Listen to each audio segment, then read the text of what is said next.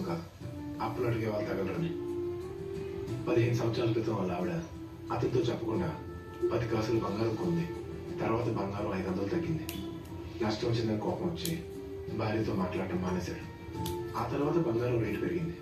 దాంతోపాటు వాళ్ళ మధ్య దూరం కూడా పెరుగుతూ వచ్చింది. వాళ్ళ కమ్యూనికేషన్ గ్యాప్ ఆ గోడలాగే గట్టిగా పగలకుండా మిగిలిపోయింది.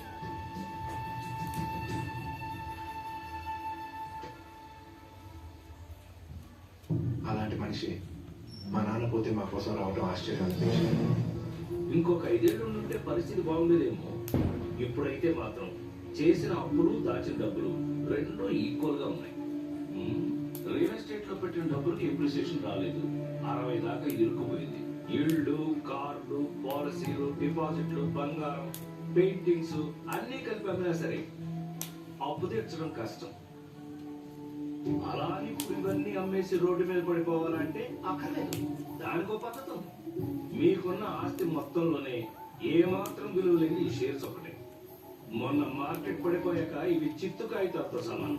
కాబట్టి ఇవి మాత్రం నువ్వు మీ అన్నయ్య ఉంచుకుని మిగతా ఆస్తి అంతా మీ అమ్మగారి పేరును, మీ వదిన గారి పేరును రాసేయండి. ఎవరు అడిగినా సరే ఈ షేర్స్ అమ్ముకోమనండి. ఇంతకు మించి తీర్చలేమని చెప్పండి. గొడవ చేస్తే మా నాన్నగారు చేసిన అప్పులతో మాకేంటి సంబంధం అని చేతులు ఎత్తేయండి. ఇన్సాల్వెన్సీ క్లెయిమ్ చేయండి. ఐపీ పెట్టండి. ఇదేం కొత్త ఏం కాదు. చాలా మంది పెద్దవాళ్ళు చాలా సార్లు చేసిందే.